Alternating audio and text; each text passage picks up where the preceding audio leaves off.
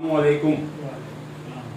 आइए दोस्तों, एक ख़ास मुलाकात रब्बानी कामटी की शान में एक बहुत ही ख़ास मुलाकात आली जनाब सोहेल अंजुम साहब से, जो कामटी का एक बहुत ही मकबूल ग्रुप बज़्म अदब के सेक्रेटरी भी है। आइए सोहेल अंजुम साहब, आपकी इब्तदाई तालीम कहाँ से हुई, कुछ उस पर रोशनी डालिए।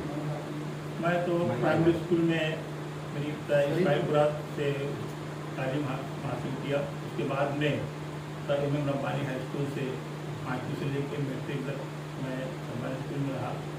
और उसके बाद में फिर ITI किया। ITI करने के बाद मैं 2 साल मेरा ऐसा रहा कि 2 साल के बाद में मेरा ऑर्डिनेंस फैक्ट्री आंबाजरी में एज ए ट्रेड अप्रेंटिस करके अपॉइंटमेंट हुआ। इससे मैं ITI छोड़ के ट्रेड अप्रेंटिस किया और दूसरे दिन ही 3 साल करने के बाद में मुझे जॉब मिल गया। काफ़ी उसके बाद से मैं ऑर्डिनेंस फैक्ट्री में आखिरी तक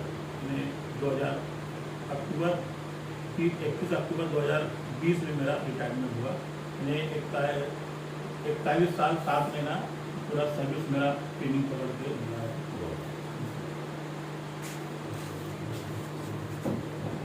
फेसबुक पर रब्बानी कामटी की शान और यूट्यूब पर कामटी की शान, इसमें अलग अलग शख्सियात से हम मुलाकात करवाने की कोशिश करते हैं। आपकी कोशिश क्या है, ये आपको पहले बताया गया है, दोहरा देता हूँ। इंसाइक्लोपीडिया ऑफ पर्सनैलिटीज यानी शख्सियात का मजमुआ। कल जब हम नहीं रहेंगे, हमारे बड़े नहीं रहेंगे और नई जनरेशन को जानना होगा, आप नई जनरेशन खुद उनसे जान सके उनके बारे में, ये एक कोशिश है। हम कोशिश कर रहे हैं सोहेल अंजुम साहब से बात करने की, और जाहिर सी बात है ये एक यानी उर्दू अदब और उर्दू की जो फिक्र है सोहेल अंजुम साहब के रहते हुए, उसके बगैर बात पूरी नहीं हो सकती। जो उर्दू का मेयार है कामटी के लेवल पर, और उसका पूरे महाराष्ट्र ही नहीं बल्कि पूरे इंडिया में जो हम अपनी अदब पेश कर पाए हैं, क्या आप उससे मुत्तफिक हैं, उससे इत्मीनान है, या आप कुछ राय देना चाहेंगे कि ये जो उर्दू वाला मामला है ये कैसे और इम्प्रूव किया जा सके? इस पर 2 अल्फाज जरूर बोलिए। मैं उर्दू के चंद लफ्ज़ जब से हैं ज़बान पर, और उर्दू के चंद लफ्ज़ जब से हैं ज़बान पर, और तहजीब मेहरबान है मेरे ख़ानदान में। हम न उर्दू में न हिंदी में गज़ल कहते हैं, हम तो बस आपकी बोली में गज़ल कहते हैं। अदब से हमारा जो ताल्लुक़ है ख़ानदानी, जो हमारी जो ख़ानदान है वो खानवाद अंजुम अदबी ख़ानदान है। और उसमें न्याज़ अंजुम मरहूम हमारे तायब्बा, और खैल अंजुम हमारे वालिद, और वकील अंजुम, और अभी हमारे जो छोटे भाई शादाब अंजुम जो अभी कुछ शायरी कर रहे हैं, आप लोग उनसे वाकिफ़ होंगे, उनको तारुफ की ज़रूरत नहीं है। ये हालांकि अदबी माहौल है, मगर मेरा उससे उतना लगाव नहीं रहा। सिर्फ मैं कभी शेर पढ़ा ना कभी लिखा। शेर पढ़ सकता हूँ मगर कभी मैंने उसकी तरफ में ध्यान नहीं दिया। मगर मुझे छाप जो पड़ी है कि ये अंजुम फैमिली का शायद हो सकता है बहुत बड़े शायर होता है। मैं सिर्फ मुशायरों में या कोई नशित होती है तो उसमें जब कलाम पढ़ने की बारी आती है, किसी के हमद हो या नात हो, तो मैं वही मुझे सलाहियत है। और गज़ल गोई में मुझे बड़े से बड़ा जो अवार्ड भी मिला है, चाहे कामटी को हो, चाहे डिफेंस में जो काव्य पाठ होता है, और जो संगीत जो गज़ल गोई का जो काव्य पाठ होता है उसमें मैं हिस्सा लेता, चाहे गीत हो, गज़ल हो, स्पीच हो, उसमें माशाल्लाह मेरा एक अलग उसमें मुकाम है। और अभी तक मैंने 30 GM हुए हैं, कम से कम 15 से 16 GM के हाथों से मुझे आवाज़ मिली। मैं जवाब नहीं मिलने की शक्ल में मेरा सवाल दोहरा देता हूँ। हाँ। बराए करम मेरे सवाल को ध्यान दें।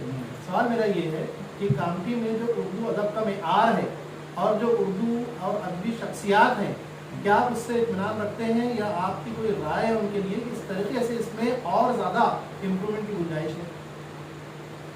कामटी में तो एक इतिहास रहा है, चाहे खेल का मैदान हो, चाहे पढ़ाई का अदब का मामला हो, बड़े से बड़े शायर यहाँ पे पैदा हुए हैं। कैफी इस्माइली है, अपना अख्तर साहब है, मकबूल शोहरत है, मौलाना एजाज है, अब जो कामटी की शान बोलना चाहिए, ऐसे बड़ी बड़ी शख्सियात यहाँ पैदा हुई है। और अब हमारे शोबे में और हमारी जो रब्बानी स्कूल की जो शान है, एक मोतबर शख्सियत अभी भी जिंदा है, वो है डॉक्टर जाकिर कुद्दूसी साहब, जो अभी भी कि मुझको थकने नहीं देता ये ज़रूरत का पहाड़, मेरे बच्चे मुझे बुरा नहीं होने देते। अभी भी वो शख्सियत ऐसी है, इतना राष्ट्रपति अवार्ड मिलने के बाद भी आज भी वो खामोश नहीं है। आज भी उनका हाल ही में इजरा हुआ था जो 200 तारीख कामटी में, ये एक बहुत बड़ा अचीवमेंट है कामटी वालों के लिए। ये हमको बहुत ही काबिल तारीफ है। इतनी बड़ी शख्सियत, हमको फख्र होना चाहिए कि हमारे कामटी की इतनी बड़ी शख्सियत है। और डॉक्टर फल्ला जैसे लोग यहाँ पर तालीम हासिल किए हैं, आज भी कामटी का नाम रोशन कर रहे हैं। और मैं अभी जो बहुत सारे जो तंजीमें यहाँ पर हुई है वो अपने अपने तरीके से काम कर रही है। और देखने में आ रहा है कि आए दिन कोई ना कोई शायर की मजमुआ छप रहा है।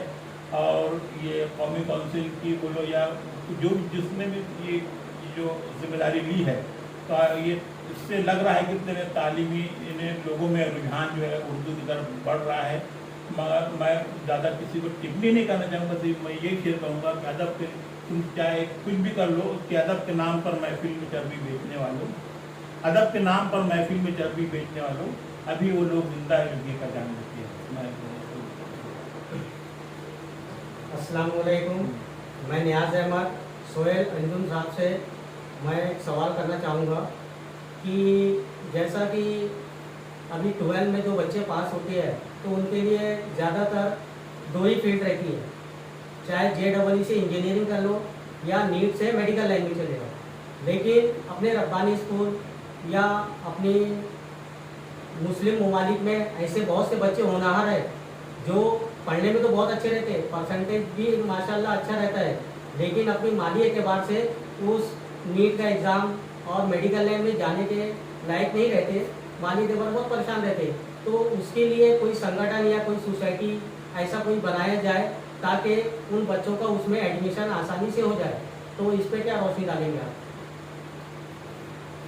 ये बहुत अच्छा सवाल पूछा आपने कि जो 2 फील्ड के अलावा तीसरी फील्ड में क्यों नहीं आते। तो बहुत से ऐसे जो कोर्सेस है उसमें जा सकते हैं।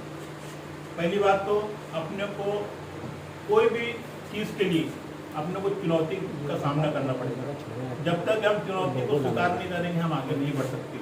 तो बहुत से कोर्सेज ऐसे हैं जैसे CA का एक ऐसा कोर्स है कि उसमें मेडिकल से ज़्यादा उसमें पढ़ना पड़ता है। अब वो एक कोर्स ऐसा है कि अगर एक सब्जेक्ट में अगर फेल हो गया तो पूरा सब्जेक्ट देना पड़ता है। तो लोग इसलिए वो लाइन पसंद नहीं करते।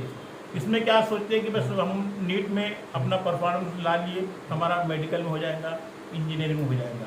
तो ये थोड़ा चैलेंज वाला काम है। और जब तक हम चैलेंज को कबूल नहीं करेंगे हम आगे नहीं बढ़ सकते। और बात IAS ऑफिसर की जो बात है और IPS है, तो उसमें UPSC के जो एग्ज़ाम्स होते हैं तो उसमें थोड़ा सा दिक्कत ये आती है कि एक मुस्लिम समाज के नाते तो हम क्या एडवोकेट बनेंगे तो समाज उसमें आड़े आ जाता है।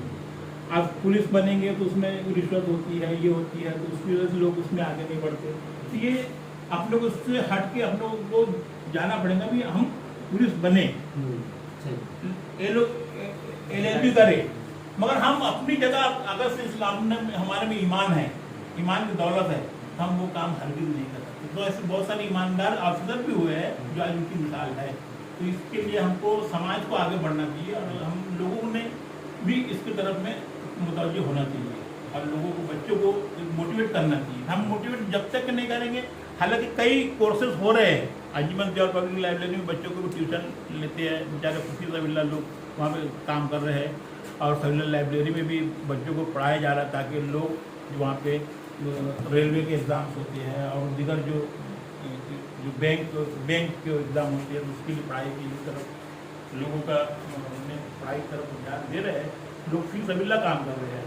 तो मगर अपना उसमें क्या है, देखो उसमें गार्डियन की भी जितनी जिम्मेदारी है, हम किसी एक को दोष नहीं दे सकते, ना टीचर को, ना बच्चों को, ना गार्डियन को। इसमें तीनों की जवाबदारी होती है। अगर तीनों अगर से समझदार रहे, तीनों को जवाबदार रहे, तो जाहिर बात है कि हमारा जो कामटी में जो रुझान जो है, अगर से एक बच्चे भी अगर से आप देखो कसाबपुरे में जो सरफराज खान है उनकी बच्ची CA की है, एक वाहिद, वो भी लड़की। तो इससे हमको प्रेरणा लेना चाहिए, उसकी ताकि लोगों को बताना चाहिए देखो ये लड़की भी है जो CA करी है, आज वो अच्छी जगह पे वो वेल सेटल है, उन्हें जॉब कर रही है। तो ये ऐसा होना चाहिए। जी सर। हाँ, कमाने के हिसाब से आपको चलना पड़ेगा। शोएल अंजुम साहब, 13 सितंबर को आप और आपकी टीम मिलकर, और ख़ास तौर से डॉक्टर यासीन कुद्दूसी साहब, आप सब लोग मिलकर, जिसमें हमारा भी ग्रुप शामिल था, रब्बानी मास्टर की कब्र पे एक कतबा लगाया गया। ये ख्याल आपको इतने सालों के बाद कैसे आया, और इससे आप कामटी वालों को क्या पैगाम देना चाहोगे, उस पर कुछ रोशनी करें। ये जो कल्पा जो लगा है, मैं उनका शुक्रिया अदा करता हूँ नौजवानों ने कब्रस्तान वालों का, जिन्होंने कल्पा लगाया था, शीट मेटल पे लगाया था, और उसमें उनकी गलती नहीं थी। अब वो जिससे भी जानकारी हासिल किए होंगे, तो मेरा कहने का मतलब है कि अगर से हम किसी को कोई चीज़ गाइडेंस करें, सही गाइडेंस होना चाहिए, गलत जानकारी नहीं देना चाहिए। तो उसमें क्या हो गया, बेचारे उन लोगों ने उनको पता चला कि ये मास्टर रब्बानी साहब की कब्र है, तो जहिर आ गई, अल्लाह उनकी मग़फ़िरत करे। तो उन्होंने कमेटी के मेंबर थे, वो कब्रस्तान कमेटी के, तो उन्होंने हाँ जो जमाल वहाँ पे चौकीदार है, जो इंचार्ज है, उसको हमेशा ताक़ीद करते थे, देख जमाल ये जो है मास्टर रब्बानी साहब की कब्र है, मज़ार है, इस पर किसी भी दूसरे को यहाँ पे ना दफनाया जाए। तो बेचारा उस बात को हमेशा वो बताता था।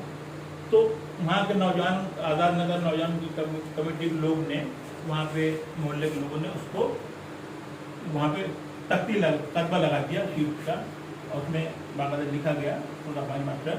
उसमें 12 जो, जबकि हर प्राइमरी स्कूल पढ़ने वाला बच्चा अगर 5वीं में जाता है तो उसको मालूम है कि रब्बानी डे कब आता है, अंग्रेजी तारीख के बाद, जबकि जो हिजरी है वो 7 रजीबुल मुरज्जब है।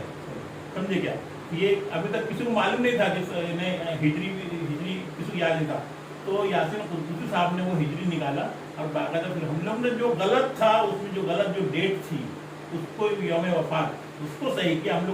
हमारे कोई वो नहीं था कि हम लोग ने कोई नई चीज़ या कोई जिद्दत पैदा की होंगे, पहले से था, मगर उसमें तारीख गलत होने की वजह से। तो फिर कमेटी के जो जाफ़र अली है, वो मेरा क्लास फेलो है, हम लोग साथ में 4वीं क्लास हम लोग साथ में पढ़ा हुआ था। ऐसी बात निकली, तो देखो यार रब्बानी मास्टर की कब्र लगा हुआ था, तो डेट गलत थी।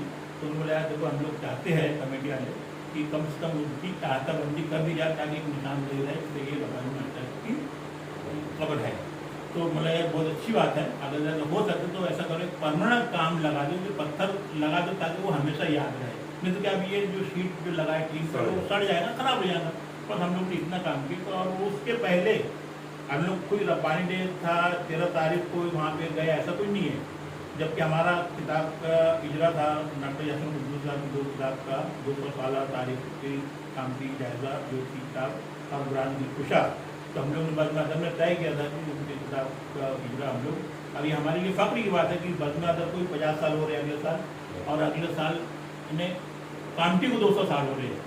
तो ये हमारे लिए बहुत इतने इत्तेफाक की बात थी। तो हमने डॉक्टर साहब से कहा कि हम आपकी किताब का इजरा करेंगे।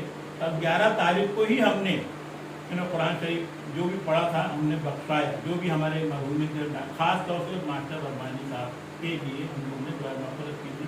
और हमारे जो बज़्म से जो जुड़े हुए लोग थे, जो जिनका इंतकाल हुआ अभी कोविड में 2021 में, हमारे चचा वकील अंजू और जमीन दाऊदी साहब का इंतकाल हुआ, और हमारे सास का इंतकाल हुआ। उसके बाद हम लोग ने दुआ का इत्मीनान 11 तारीख को किया, और 13 तारीख को ऐसी ज़ियारत के लिए हम लोग गए थे। ये माशाल्लाह आज 13 सितंबर नहीं है, लेकिन आज सब साथी हम जो यहाँ मौजूद हैं और आपके साथ मिलके जनाब रब्बानी साहब की मग़फ़िरत की, उनकी कब्रों को अल्लाह ताला नूर से भर दे और उन्हें जन्नतुल फिरदौस में दवा मकाम अता फरमाए, ये हम दुआ करते हैं इंशाअल्लाह 13 सितंबर के अलावा। और यह हमें हर हफ्ते हो सके तो रोज़ाना, साल में कई बार करना चाहिए, करते ही रहना चाहिए। ये इसमें मैं जो बात को सामने लाना चाह रहा था वो ये कि फ़िलहाल तो हम आपके सामने सोहेल अंजुम साहब को पेश कर रहे हैं। इंशाल्लाह ये इनसे पहली मुलाकात है, लेकिन आखिर नहीं होगी। आप जो सवाल करना चाहते हैं नीचे लाइक शेयर कमेंट में ज़रूर डालिएगा क्या पूछना चाहते हैं, लाइक शेयर भी कीजिएगा इसको। इसके अलावा आप नई किन शख्सियात को सुनना चाहते हैं आप राय भी दीजिएगा। यही 13 सितंबर वाला मामला, इसको ही मैं आगे बढ़ाते हुए आपसे और अपने सुनने वालों से भी एक बात साफ कर दूं कि हमारा मकसद कोई बिदअत पैदा करना, हमारा मकसद कोई नई चीज़ पैदा करना हरगिज़ नहीं था। जैसा सोहेल साहब ने पहले ही बता दिया कि 11 सितंबर को भी उन्होंने किया, और आज ना 11 सितंबर है ना 13 सितंबर हम आज भी कर रहे हैं। हमारे बड़ों की राय आ गई है वो सर आंखों पर। हम अगर कुछ गुनाह किए हम उसको अल्लाह से माफ़ी मांगते हैं। और वो जो हमारे फेसबुक वगैरह पे चल रहा है कि ये उर्स का मामला बन जाएगा, हम अल्लाह से दुआ करते हैं कि ऐसा कोई मामला ना बने। अगर ये ख़राब चीज़ है, अगर हमने जो किया है, हम इंशाल्लाह तौबा करते हैं, हम दोबारा कोशिश करेंगे। जहाँ तक कामटी की अपनी शख्सियात की बात है, मैं दोबारा उस पर ही आता हूँ। आप सुनते रहते होंगे कामटी में ये तकरीब हुई और इस तकरीब में इस किताब का इजरा हुआ। बहुत ज़्यादा किताबों का इजरा होता है, सुन के अच्छा तो लगता है, लेकिन हमारी वो फील्ड नहीं है। उसके बारे में आप क्या कहना चाहेंगे? ये जो किताबों का इजरा है, इसके बारे में आपकी क्या राय है? मैं तो उस तकरीब में मौजूद नहीं था, मगर मुझे पता चला कि एक साल एक ही दिन में 45 किताबों का इजरा हो रहा है। ये मेरे तो समझ में नहीं आता, क्योंकि अदब जो है इतना आसान नहीं है और लिखना कोई इतना आसान नहीं है। बड़े से बड़ा प्रोफेसर, बड़े से बड़ा आलिम, और हम देखते हैं कि पीएचडी करने वाला इंसान बड़ी से बड़ी किताब लिख लिया है, मगर शेर उन्होंने कभी नहीं कहा। किताबें तो लिख ली है। उसी की तारीफ में मुनव्वर राना ने कहा था कि नहर दूध की हम भी निकाल सकते हैं, नहर दूध की हम भी निकाल सकते हैं, मज़ा तो जब है कि फरहाद शेर करने, मज़ा तो जब है कि फरहाद शेर करने। ये बड़े हैरत की बात होती है अभी सुनकर कि, और फिर से मैं दोहराना चाहूँगा, लोग जानते हैं कि कौन लिख रहा है और कौन पढ़ रहा है और कौन उसको कर रहा है। तो हम शोहरत का भूत किस तरह सर पर सवार है, शोहरत का भूत किस तरह सर पर सवार है और अपने गले में अपने ही नोटों का हार है। और कुछ तो हम खुद नहीं चाहते हैं शोहरत अपनी, और कुछ लोग हैं जो ऐसा नहीं होने देते। तो ये है। अब अच्छी बात है अगर से छप रही है, ये अच्छी बात है, तो उसकी सराहना होना चाहिए और उसकी कदर भी होना चाहिए। और जैसा कि हम लोग जो बद्र अदब का जो कारगुजारी रही है, बद्र अदब के नाम से, अब जो मास्टर रब्बाई साहब के नाम से, ये हमारे उस्ताद है और हम उनके लिए रोज़ दुआ करना चाहिए। कोई ज़रूरी एक 13 सितंबर ऐसा कुछ नहीं है। उसमें मगर एक बात और जानकारी मिली कि आज हम बाद में, हम जब वक्त पड़ता तो हम भूल जाते हैं, जब जोश में हम कोई भी काम करते हैं, जब हमको डंडा पड़ता है तो हम उस पर हमको होश आता है। ऐसा बहुत से कई वाक़यात हुए हैं और अभी आज तक देखने में आ रहा है कि फलानी चीज़ जो हम ये मुस्लिम के नहीं, ये हमारी है, ये उसमें फिर वाद विवाद होता है, कई साल केसेस चलते हैं कोर्ट। मगर जब कोई हकीकत बताता है तो उस पर कोई अमल नहीं करता, कोई ध्यान नहीं देता। तो हमारा काम है, जैसे अभी हम लोग उस दिन जब 13 सितंबर को वहाँ गए तो एक चीज़ हमको जानकारी मिली, एक और मालूमात हुई, हमको मज़ीद मालूमात हुई कि जो मस्जिद है, मस्जिद किसने बनाई है और उसका कस्बा भी लगा हुआ है कब्रस्तान में, और वो 1307 हिजरी, यानी अभी 1443 हिजरी चल रही है, कम से कम 135-36 साल हो चुके हैं उसको। और अभी वो जो हजियानी चमनी भी के नाम से वो कस्बा लगा हुआ है और उन्होंने ही मस्जिद को कायम किया है। तो डॉक्टर साहब जो महकमा आसार कदीमा, अगर मैं अगर सर्टिफिकेट दूँगा तो मुझे कोई यकीन नहीं करेगा, मगर एक आज ऐसी शख्सियत जो आप खुद वो महकमे से ताल्लुक़ रखती है, जो दोष हुई है आसार कदीमा से, उन्होंने बाकायदा बोले मेरे पास पूरा डॉक्यूमेंट्स है।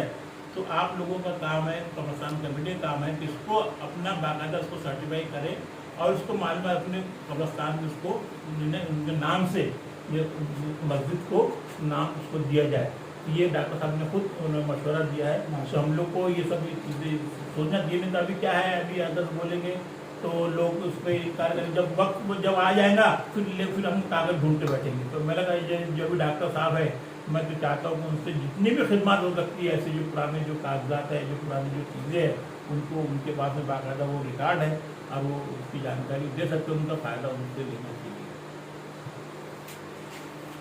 अंजुम साहब, मैंने देखा है आपके ख़ानदान में सब बड़े ही अपने आप में एक म्यार रखती है शख्सियत। आपके भाई हो, आपके वालिद हो, आपके चाचा हो, और अल्हम्दुलिल्लाह शायद आपका भतीजा है या छोटा भाई है मुकीत, वो भी हमारे साथ पड़ा हुआ है। तो ऐसी क्या बात है आपके ख़ानदान में कि हर शख्सियत अपने आप में एक फ़न लेके पैदा हुई?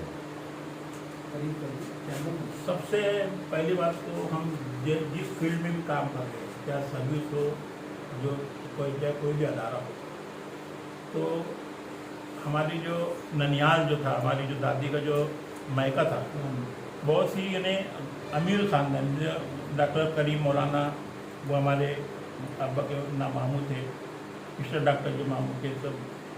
मगर दादी की जो सादगी थी, बड़ी गरीबी ज़िंदगी थी, बुनकरी थी।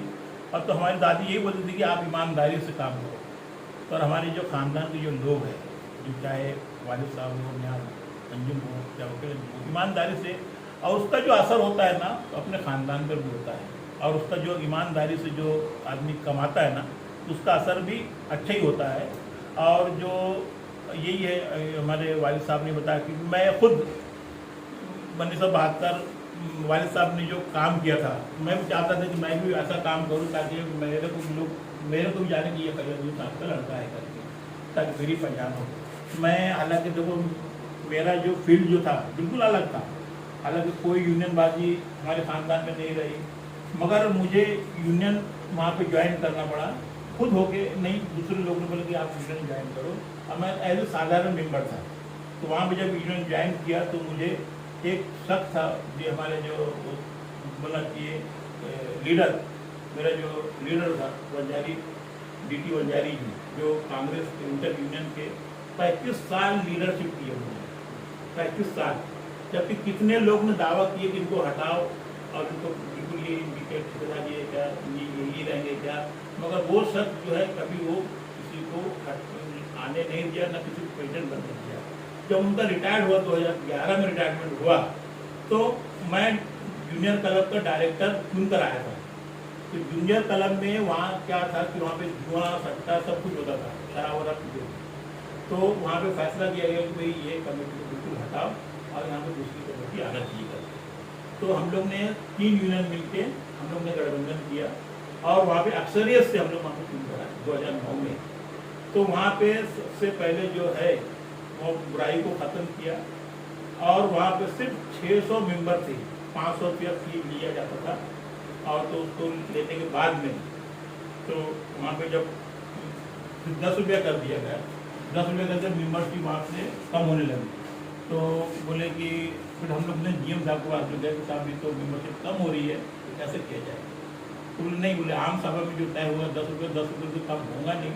आप बोले फैमिली गेट टुगेदर करो, आप फैमिली गेट टुगेदर करो, और जो शेयर होल्डर है, जो जूनियर क्लब के जो मेंबर्स है, उनको ही अलाउ करो, और बाकी पैसा मैं दूंगा। तो हम लोग ने क्या करा, 25 रुपये में फैमिली के साथ में उनको खाना खिलाया।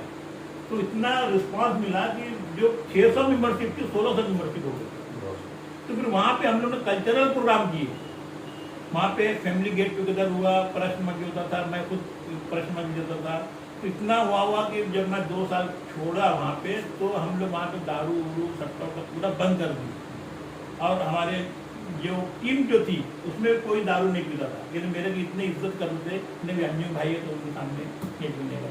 तो ऐसा हम लोग ने, और कोई गलत हम लोग ने मिस यूज नहीं किए, चाहे तो बहुत कुछ खर्चा कर सकते थे बहुत ईमानदार से। और हम लोग 7 लाख रुपये, 19,000 रुपये हमने कैश इन हैंड था जब हम लोग जाए हुए।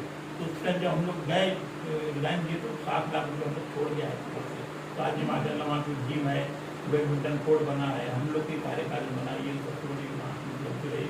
तो फिर मुझे वो बंजारी जी ने बोला, मेरे काम को देखते हुए उन्होंने बोला कि मैं दूसरे के लिए गया था कि मैं साहब ये अच्छा आदमी है, उसको आप यूनियन का वोट दो। तो बोले मैं तो बोले दे दूँ, बोले आदमी साहब बोले आप, मगर आप बोलते हो तो, मगर मेरी इच्छा है कि मैं प्रेसिडेंट बनाना चाहता हूँ। बोला मैं कहाँ इतने बड़ा पोस्ट, तो वो आदमी खुद होके छोड़ दिया पोस्ट अब मेरे लिए। तो मैं बोला नहीं, मैं नहीं कर सकती, क्योंकि पार्टी में आता हूँ, पार्टी से आता हूँ, और मैं इतनी बड़ी नहीं कर सकती। मेरे साथ में जो गया था ना, तो वो अपना वो वापस ले लिया अपना डिसीजन। बोले अब मैं कुछ नहीं बनना चाहता, अंजुम भाई है, अंजुम भाई प्रेसिडेंट रहेंगे, मैं जो भी तेरे को प्रॉब्लम है, जो भी काम है मैं करूँगा। तो माशाल्लाह मैंने 4 साल तक प्रेसिडेंट वहाँ पर रहा। और सबसे बड़ी उपलब्धि ये रही थी मेरी कि हम लोग का नाइट अलाउंस जो था, जो 150 रुपये मिलता था नाइट अलाउंस, तो हम लोग ने खुद फुकट में केस लड़े नाइट अलाउंस के लिए। नाइट अलाउंस के लिए लड़े, तो हम लोग बोले केस लड़ना पड़ेगा। तो लोग बोले, लोग यकीन नहीं कर रहे थे फिर उसके लिए केस लड़ना पड़ता, वो तो दे रहे हो तो मिलेगा ऐसा हो। फिर हम लोगों ने केस लड़े और केस जीते, और तुरंत में वो जिसको 150 रुपये मिलता था उनको 700-800 रुपये नाइट अलाउंस मिलता था। फिर वो एरियस लोगों को 1-1 लाख 2-2 लाख रुपये एरियस मिला। तो फिर हमने मे डे प्रोग्राम में होता था, मैंने 4 साल मे डे प्रोग्राम किया, चैरिटी शो किया, मेरे कार्यकाल में हुआ। ये सबसे बड़ी उपलब्धि है। अगर से मेरे बारे में जानना चाहते हैं तो मैं आपको नंबर भी दूंगा, आप किसी भी कांटेक्ट करके आप मेरे बारे में पूछ सकते हैं कि मेरे कार्यकाल में क्या हुआ। ये मुलाकातों का जो खास सिलसिला है, खास मुलाकात में हम जो काम करते हैं पहले बताया जा चुका है, न वोट के लिए न नोट के लिए, सिर्फ आपके लिए। और कामटी की शख्सियात इंटरनेट पर आ जाए, एक क्लिक पर आप उनके बारे में उनसे ही जान पाएँ, भले वो हमारे सामने हाजिर ना हो, ये कोशिश है। इस सिलसिले में हम पर उंगलियां भी उठते रहती हैं। बहुत सारे लोग जो पहले कुछ सोशल एक्टिविटी में इन्वॉल्व रहते हैं, वो हमको बुलाकर या तो डरते हुए या मजाक उड़ाते हुए हंसते हुए हमसे कहते हैं हम ये बहुत कर चुके हैं, ये तो तुम नए नए कर रहे हो, ये सब फालतू के काम है। उनकी वो राय सार आंखों पर, लेकिन हमको पता है आप लोगों की राय, आप लोगों से मस्बत जवाबात भी और रिस्पॉन्स भी मिलते रहता है। हम उनसे भी दरख्वास्त करेंगे कि लाइक शेयर कमेंट में ऐसी बात बोल सकते हैं, ज़रूरी नहीं कि आप हमको अकेले और तन्हाई में ये बोलें, आप कमेंट कर सकते हैं हमारे खिलाफ भी। हमें पता है हमारे हौसला दिलाने वाले लोग ज़्यादा हैं, लेकिन आप भी बोल सकते हैं इंशाअल्लाह। जहाँ तक उंगली उठाने की बात है, मैं एक सवाल पर्सनल है, हालांकि चाहे तो सोहेल अंजुम साहब उसका जवाब दे चाहे तो ना दे, लेकिन सवाल तो रख देता, उनकी मर्जी। बज़्म अदब में भी उंगली उठती रहती है कि ये ख़ानदानी कारोबार या ख़ानदानी चीज़ होके रह गई है, बाहर के लोग इसमें इन्वॉल्व नहीं हुआ करते हैं।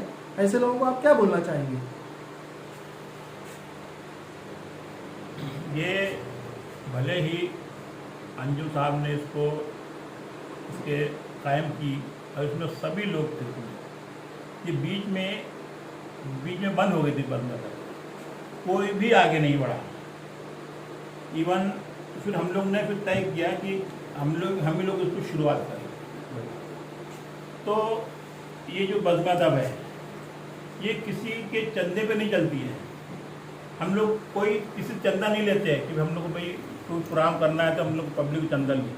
तो बज़्म अदब का जो है काम है कि हम लोग हमारे जो ख़ानदान के ये लोग हैं जो अदब से जुड़े हुए हैं, ना कि कोई दूसरी फील्ड के, जो अदब से जो इंटरेस्टेड लोग हैं उनको ही रखा गया है। अगर से उसमें ऐसा नहीं है, जिसमें दूसरे लोग भी हैं, इसमें ऐसा नहीं है कि उस सब पूरे ख़ानदान के लोग हैं। उसमें जमील दाऊदी की जो एहलिया है फ़रत अफरोज़ साहिबा, उनका भी इद्दत हुई थी, इसलिए वो भी अभी सामने नहीं आए थे, इसलिए वो बाजू में हमारा इफ्तिखार असर राजा जो नसीम बाबू का जो लड़का है वो भी हमारा कैशियर है बज़्म अदब का।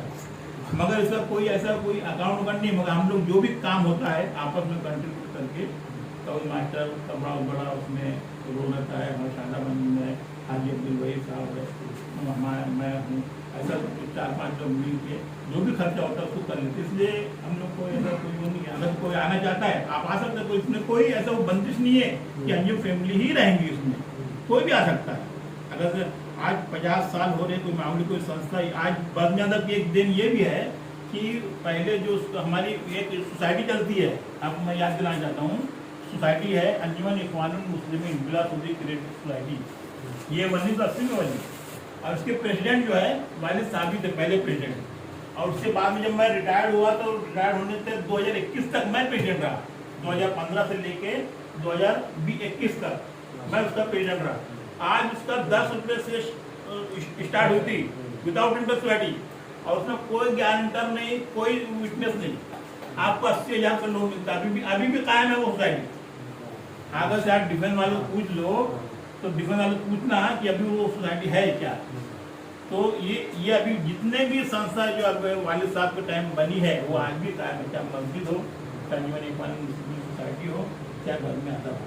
बज़्म अदब को हमने शुरुआत की है, और अगर इसमें कोई आना चाहते हैं, कोई इंटरेस्टेड है तो आ सकता है, इसमें कोई नहीं। मगर क्या है, हमको खुद ही उसमें फाइनेंशियली सपोर्ट करना पड़ेगा और खुद ही हमको टाइम भी देना पड़ेगा। बोलने के तो बहुत आ जाएंगे लोग, अभी 100 लोग आ जाएंगे, बस मतलब कोई लोग चाहते हैं कि भाई दूसरे लोग आए, मगर उसमें हम उसका इस्तेमाल खैर मतलब करते हैं। अगर आके ठीक है, हम और जो भी छोटे मोटे प्रोग्राम होते हैं उससे बड़े पैमाने में करेंगे तो आप लोग आएंगे।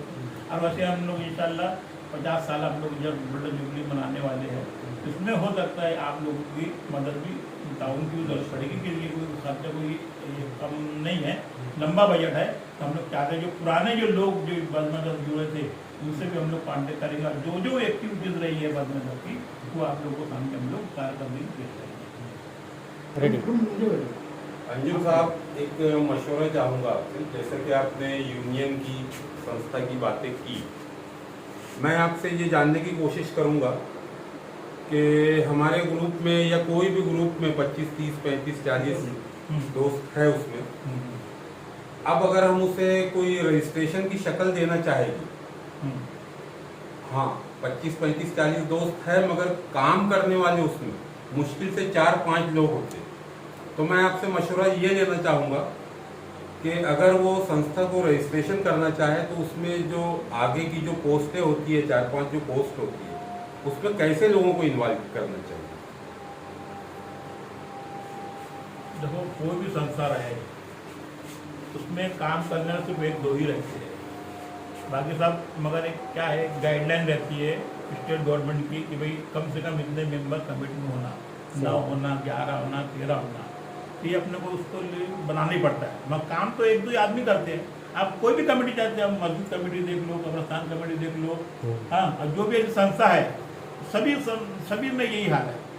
मैं जब रूम में 250 लोगों का रिटायरमेंट का फंक्शन किया, 10 रुपया पर हेड लिया था, उसमें नाम था कि टूटूम की तरफ से सत्कार हो रहा है, स्वागत हो रहा है, मगर पूरा तरह से हम नहीं करते थे। पूरा शाल भी लाना, गुलदस्ते भी लाना, गिफ्ट भी लाना, सब लाना।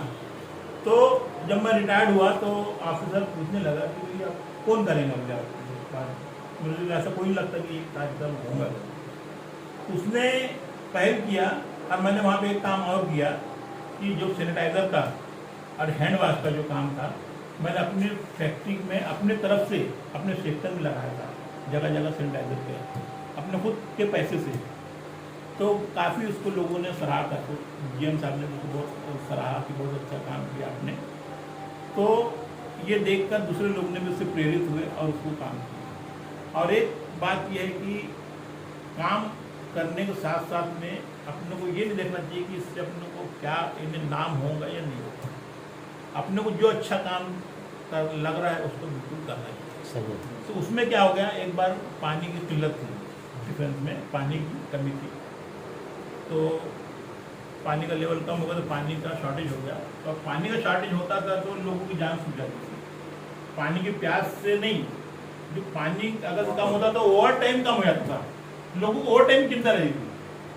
तो मैंने एक मिशन लगाया, मिशन किया, तो मैंने एक काम किया, शुरुआत की। तो जो मेरा मकसद क्या रहता है, उसमें दो मकसद रहते हैं। जो हंडी वाले, जो बाजार में जो हंडी वाले हैं ना, उनके पास एक बॉटल थी, मिट्टी की बॉटल, सुराई जैसे, तो 50 रुपये की मिलती थी। तो मैंने क्या किया, अपने खुद पैसे से खर्चा करके जो टेबल पे जहाँ लोग बैठते हैं ग्रुप बना के, तो वहाँ एक बॉटल दे दिया।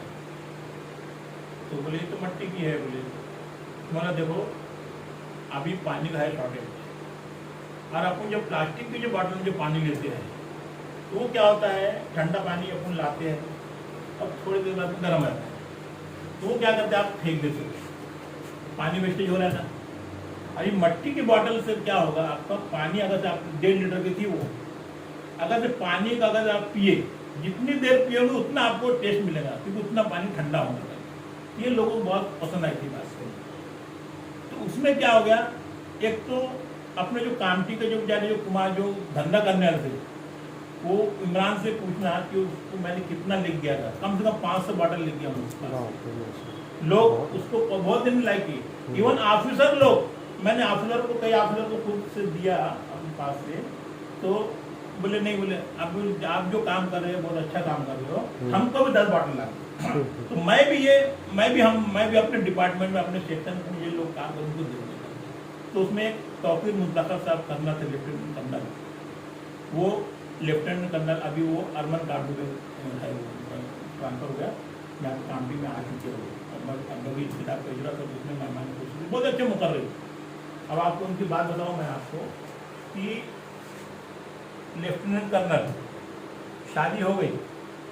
बाद में उनकी अहलिया ने MBBS किया, शादी होने के बाद 2 बच्चे होने के बाद में MBBS किया, हॉस्टल में रह के। और लड़का हाफिज है। माशाअल्लाह। तो मैंने उनसे पूछा कि बात होती रहती है, अभी बात होती रहती है। बोला साहब रमज़ान में कैसा गुजरा, क्या गुजरा? बोले बात हम तो बहुत मजे में रहे। बोले लड़का हाफिज, घर में करा भी हमने, लड़के ने पढ़ाया, बोले हमने घर में पढ़ाई। तो आज बताओ, ये जो आप जो बोलते ना IAS में, तो आदमी की सोच होना चाहिए। सही। क्या समझ गया? आदमी अगर चाहे तो कोई BMS BUMS नहीं किया, MBBS मामूली बात है कि नहीं? उनकी अहलिया MBBS की और लड़का हाफिज है और छोटी लड़की अभी पढ़ रही है, अब वो भी मिलिट्री में रहने वाली है। ये बहुत बड़ी बात है ये। ठीक है। थोड़ी देर पहले वालिद साहब की बात निकली थी। कुरान में सूरह नंबर 26 पूरी की पूरी सूरह जो है वो शोरा यानी शायर हजरात के ऊपर है। हादीस में उनकी फजीलत तो आई है, कुरान मजीद में भी कुछ एक्सेप्शन दिए हुए हैं, लेकिन एक वार्निंग भी दी हुई है। कुछ शोरा हजरात के बारे में गुमराही का वर्ड जोड़ा गया कुरान मजीद में, अल्लाह ने जोड़ा हुआ है। आपके वालिद साहब माशाअल्लाह कुरान के फ़न के क्या जानकार थे वो मैं जानता हूँ, शायरी के क्या जानकार थे वो दुनिया जानती है। ये दोनों अलग अलग फील्ड, अक्सर जाहिर तौर पे ये तजादी फील्ड दिखती है, ये दोनों को वो कैसे लेकर चलते थे, कुछ आपकी तरफ से उस पर 2 बातें। शायरी जो है ना, अगर तो किसी को इबरत हासिल करने के लिए शायरी है तो वो कर सकते हैं, नहीं तो बाकी फालतू शायरी इसके लिए तो ममानियत है, इसमें कोई 2 राय नहीं है। तो वालिद साहब के अशार में आपको लोग बता दूँ कि जिस जाम के पीने से तफरीक की भूख है, जिस जाम के पीने से तफरीक की भूख है, साकी तेरे हाथों से वो जाम मिल ले। अब बेजान मसलो बाजार मोहब्बत में गाहक तो मिले कोई, मिल जाएंगे मुँह मांगे हम दाम देंगे। अब बेजान मसलों में यूं सर खपाएंगे, हम आने वाली नस्लों क्या मुँह दिखाएंगे। अपने पड़ोसियों से शिकायत नहीं मुझे, फलदार है दरख्त तो पत्थर भी आएंगे। ये टाइप की शायरी थी वालिद साहब की। तो कुरान में तो है, इसमें कोई कुरान को कोई झुटला नहीं सकता इसमें। अब शायर तो वो समझे कि भाई अपने को शायरी करना चाहिए, कैसी शायरी करना चाहिए, ये उनका, क्योंकि मैं तो कोई शायर नहीं हूँ, मैं इसके बारे में ज़्यादा नहीं हूँ।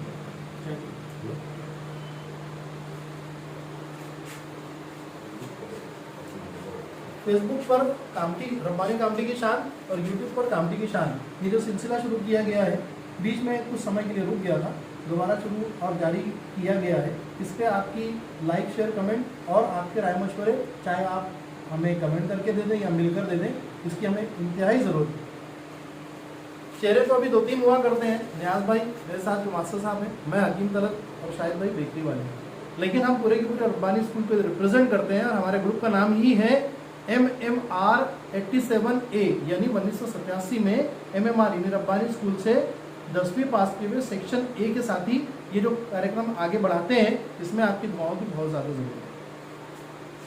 थोड़ी देर पहले किताबों की इजरा की बात की गई थी, मैं सोहेल साहब से बस 1 मिनट में जानना चाहूँगा इंशाल्लाह, उसके बाद हम अगर दोस्तों के पास सवाल ना हो तो वाइंड अप करेंगे, ख़त्म करेंगे इंशाल्लाह आप लोगों की इजाज़त से। सवाल ये था कि एक किताब को शाये करने के लिए क्या लगता है, क्या क्या लगता है, ज़रा रहनुमाई कीजिए। पूरा बायोडाटा देना पड़ता है, पूरा जो मटेरियल रहता है मसौदा पूरा तैयार करके उनको देना पड़ता है। अब मैं हैरत होंगी आपको कि मेरे वालिद साहब के 2 मजमे शाये हो चुके हैं, मगर मुझे खुद नहीं मालूम था कितने शाये किए। फिर सफ़र हज जो था वो वालिद साहब ने खुद, अब मैं नहीं चाहता था कि किसी गवर्नमेंट की तरफ से एक किताब शाये हो। मैं अल्लाह करम है कि हम लोग सब ने खुद कफील है कि हम लोग अपने पास से छपा सकते हैं। मुझे कोई वो नहीं था, मगर अब वो जिसने छपाया मैं नाम नहीं बताना चाहूँगा। तो मैंने फिर सफ़र हज जो है वालिद साहब ने हज़ार कापी छपाया। जब हज करने गए थे, पूरी कामटी से लेकर नागपुर तक वापसी तक उन्होंने रुदात लिखी थी, तो पूरा ख़त्म हो गया था उनके टाइम पे। फिर मैं दोबारा उसी एडिशन को मैंने छपाया है और इंशाल्लाह मैं आप लोगों को जो पढ़िए ताकि आपका भी जहन बने कि हमको वाकई में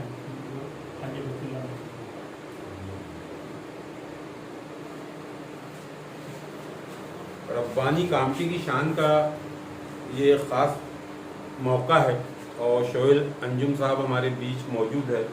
और इत्तेफाक की बात ये हुई अभी तक की गुफ्तगू में कि टीचर हजरात और आपकी रब्बानी में मौजूदा पढ़ाई के हालात पे कोई बात ही नहीं हुई। बहरहाल आप इस पर कुछ रोशनी डालिए कि आपके टीचर कौन हुआ करते थे उस वक्त और आपके दोस्त कौन थे, और थोड़ा सा उस वक्त का माहौल याद। आज हम जो भी है, जितना भी हमको पढ़ाया गया है, चाहे नमाज में हो चाहे दुनियावी तालीम हो, सब रब्बानी स्कूल की ही देना है। हम जितना मदरसे में नहीं सीखे हैं उतना हम रब्बानी स्कूल में सीखे हैं। अल्लाह उनकी मग़फ़िरत कर रहे मौलवी अब्दुल हक साहब की, जिन्होंने हमें दीनियात के बारे में पूरी नमाज कैसे पढ़ते हैं, नमाज में क्या पढ़ा जाता है, उन्होंने हमको ये सिखाया है। और मैं समझता हूँ कि इसमें कोई दो राय नहीं है, इससे सभी लोग मुत्तफ़िक़ होंगे। जब तक मौलवी अब्दुल हक साहब थे हमको भी तो मौका कोई मिला। भी वो बिल्कुल वो इसके लिए पढ़ाते थे। और जो उस टाइम के जो टीचर थे वो इनमें इतनी सादगी रहती थी कि वो बेअमन दिल हो तो जज्बात से क्या होता है, और खेती बंजर हो तो बरसात से क्या होता है, और अमल लाजिम हो तकमील तमन्ना के लिए वरना रंगीन ख्यालात से क्या होता है। सबसे पहले तो हम जो चीज़ इस्तेमाल करते हैं, अगर मैं कोई चीज़ बना रहा हूँ ये सोचना चाहिए कि मैं अपने लिए बना रहा हूँ। अगर मैं सोच के बनाऊँगा तो मेरे सिर्फ बेचना है तो मैं कैसे ही बना दूंगा, है ना। तो अगर से मैं सोचूंगा मैं नहीं ये मेरे लिए ही बन रही है तो मैं उसमें दिल लगा के मेहनत करूँगा, काम करूँगा। तो एक पत्थर की भी तकदीर संवर सकती है, शर्त ये है कि सलीके से तराशा जाए। सबसे पहले तो हम आज भले ही तरक्की का दौर है, लोग चाहते हैं कि हमारा बच्चा भी इंग्लिश पढ़े, अंग्रेज़ी पढ़े, और हम चाहते हैं कि हम ये हमारी जो आज की जनरेशन है चाहती है कि हम इंग्लिश में अंग्रेज़ी पढ़ाएंगे तो ही हम आगे बढ़ेंगे, उर्दू पढ़ाएंगे तो हम आगे नहीं बढ़ सकते। मगर ये ऐसा नहीं है। आज भी उर्दू पढ़ के लोग बड़े बड़े पोस्ट पर है, बड़े बड़े डॉक्टर बने, MBBS बने हैं। अब मुझे आज मैं दावे के साथ कहता हूँ कि अभी तक मुझे कोई ऐसा बता दो कि जो दूसरे कॉलेज से मुस्लिम, खासकर मुस्लिम 1-8% होगा तो होगा, कोई बता दो कोई डॉक्टर, कोई इंजीनियर, कोई ऐसे होगा। जितने भी आज हम नाम लेंगे तो वो रब्बानी स्कूल के ही पढ़े हुए हैं। ये हमारी को सोच को बदलना पड़ेगा। अगर आप अंग्रेजी पढ़ा रहे हो, अगर उर्दू आगे बढ़ाना है, अदब का म्यार कायम रखना है, तो हमको अंग्रेजी के साथ साथ उर्दू की तालीम भी देना जरूरी है। आप भले आप बच्चों को कहीं भी पढ़ाइए, मगर उर्दू की जो तालीम है असल इंसान वही है जिसमें 3 चीज़ें, एक तो मदर टंग और मातृभाषा, राज्य भाषा और राष्ट्रभाषा। पहले हमारी मातृभाषा जो है वो होना चाहिए, और जो हम जिस स्टेट में रहते हैं वो स्टेट की लैंग्वेज भी हमको आना चाहिए। हम बड़े शर्मिंदगी से करें, हम इतने साल दूसरे लोगों के साथ में काम किए, मगर हमारी जो राज्य की जो भाषा है, जो हमारी जो स्टेट की जो लैंग्वेज है, हम उसको नहीं बोलते, हम उसको बोलने में झिझकते हैं। जब बेचारे आष्टीकर साहब इतनी मेहनत करते थे मैट्रिक मराठी के लिए, एक उनकी एक मिसाल है। बेचारे बहुत दिन अपने बिल्कुल उनका दिल से मेहनत करते थे, मगर हम उनको मजाक में लेते थे, हर मराठी है क्या सीखना है क्या करना, मगर आज हमको उसकी ज़रूरत है, उनको सीखना चाहिए।